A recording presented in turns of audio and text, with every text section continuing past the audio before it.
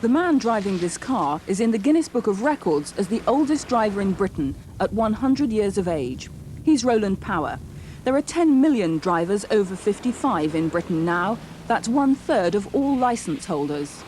Despite the commonly held belief that older people are safer because they're more experienced, there's now growing evidence to suggest that they are in fact as dangerous as those in their 20s. Dozens of scientific reports from here and around the world suggest that this is so. Currently, 21% of all drivers killed on our roads each year are over 60. And as the number of elderly people increases and the volume of traffic spirals upwards, that figure could clearly rise dramatically. So now the question being asked is, should we force the elderly to retire and retest? Despite consistent government refusals, there is a growing lobby committed to radical new rules to end a system they see as dangerously antiquated. For many years now, at the Guild of Experienced Motorists, we've felt that a driving licence is something that you should earn and it's a privilege to have, rather than something that's a right for you to have. And we're against the issuing of licences for life. We'd like to see a reassessment for driving throughout one's driving career. Our faculties obviously get worse as we get older, and that's why it's so important that we assess drivers on a regular basis to make sure they are up to the job in hand. Devon, retirement mecca of the southwest. Pretty it may be, but possibly dangerous too. In 1990 alone, 20 old people were killed here, 147 injured. Worried, the council began close monitoring. For the first time, they began to understand the risk areas, and they took swift action. Okay, that's done very nicely. Just glance across to your left now, if you can, just to make sure there's nobody over there. Keep the car moving out towards the left of the roundabout so that you can exclude the possibility of anybody coming up on your left. Keeps it nice and clear for you. They set up a highly confidential voluntary reassessment scheme for older drivers called 60 Plus. The private test highlights faults. It's necessary because they've found that the elderly are 3 times more likely to be fatally injured in a road accident than any other age group.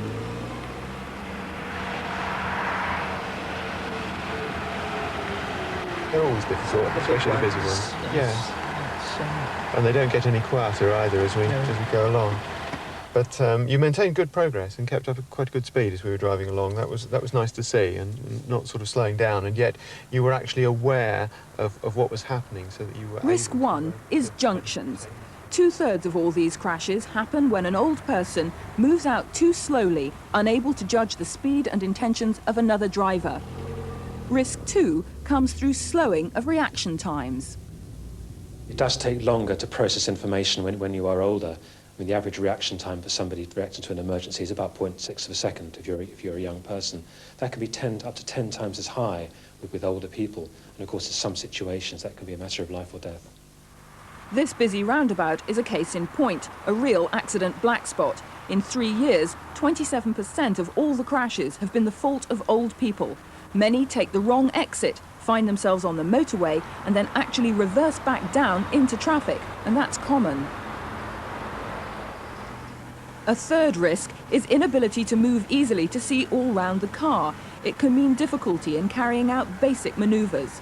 The Devon schemes had wide publicity, but of 250,000 elderly, only 100 have come forward in 18 months. It seems they refuse to see the problem. That is the challenge of our campaign. We haven't yet cracked it. And I would look to some cues from perhaps national government and from society as a whole to give more indications to the older driver that this is a problem, that they must take it seriously. So how safe a combination is age and experience really? A recent Gallup survey found that 26% of over 65s admit to doing over 80 miles an hour. Another study showed they were more often to blame for accidents. And yet another that they're more likely to be on medication, but most don't know what effect it'll have.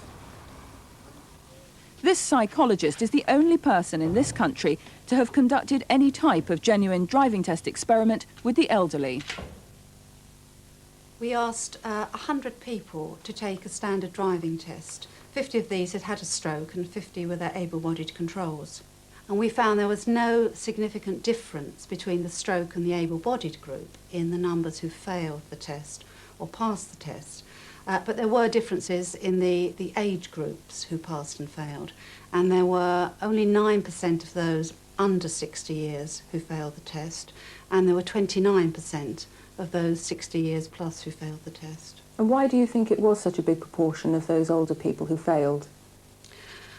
The reasons why people failed the test seem to be primarily connected with their inability to observe a lot of things happening on the road at the same time. They didn't use their mirrors very effectively, and they tended to concentrate on the road ahead rather than knowing what was happening around them and behind them. Barbara Sims now wants a national network of driving centres targeting people over 40 to prepare them for the deterioration that age brings to driving skills. But the most widespread problem of all must be failing eyesight. A police roadblock outside Oxford, part of an extensive survey checking just who can read a number plate at the required 67 feet. Right, can you see the yellow mark on the road there? They found that a fifth of drivers have serious vision defects. Can you read the registration number of the van for me, please?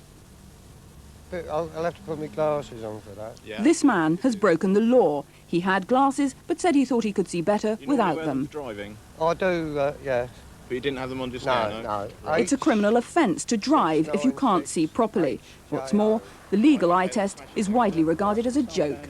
This equipment, on the other hand, is somewhat more sophisticated. It will reveal colour blindness, tunnel vision, poor night sight, serious conditions particularly affecting older drivers. How important it is that you wear your glasses for driving. The official test simply does not detect these things. This survey recommends an effective eye test every 3 years, at least from middle age. Can you read any number there at all? The easiest number you I find can to read? see mostly the right-hand side. Yes. Can you read those 8, numbers? 2, 3. Perhaps the most worrying aspect of failing health is that in this country, the authorities may never find out about it at all unless you tell them. The whole system is based on self-reporting, on trust. In June of 1991, here in West London, a woman died, and it became clear that the system had completely failed. Evelyn Skingley was walking over this Pelican crossing when she was bowled over by a car. The driver didn't stop until pedestrians ran out in the road to alert him. When the police tested his eyesight, they discovered that he was totally blind in one eye and had only 20% vision in the other. He was later registered blind, and yet he'd had a perfectly normal driving licence. George Glynn was 56 years old. He was given a 4-month suspended jail sentence and banned for life. He told Top Gear he didn't know his eyesight was so bad. Evelyn Skingley's family are devastated and have joined the campaigners. It made me start thinking about the present system whereby you can pass your driving test at 17. There's no requirement on you to have your eyes tested again until you're 70. So what you're calling for is some form of retesting for older drivers? Not necessarily resitting the driving test, but to go to a doctor or perhaps an optician every, say, 5 years and have their eyes checked. And preferably, I think I should go to a doctor and have a brief medical check as well. So at what age should these retests begin? Well, I would suggest, I'm prepared to leave this to a degree to the experts, but I would suggest probably 40, and maybe every 5 years after that, a short trip to an optician or a doctor, lasting maybe 10 minutes, and then accidents like Mother's wouldn't have happened. The government clearly does recognise loss of ability in middle years in some areas, since it demands health testing for HGV drivers from 45. But increasingly, other countries are restricting older drivers generally. Among them, Italy, Holland, Norway, Switzerland, and 10 states in America all require some form of compulsory reassessment or medical, which can result in a ban or a restricted licence. But despite all this, a number of insurance companies here offer cut-price deals to the elderly, insisting they are a good risk. They're happy that the licence reminder at 70, which you simply sign and return without even reference to a doctor, is sufficient, and the government stands with them.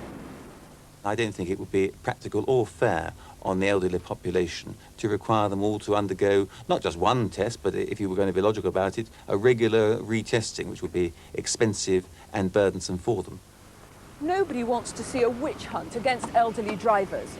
But surely it's not wrong to question whether this licence shouldn't be reviewed more frequently. In effect, is it a right or a privilege?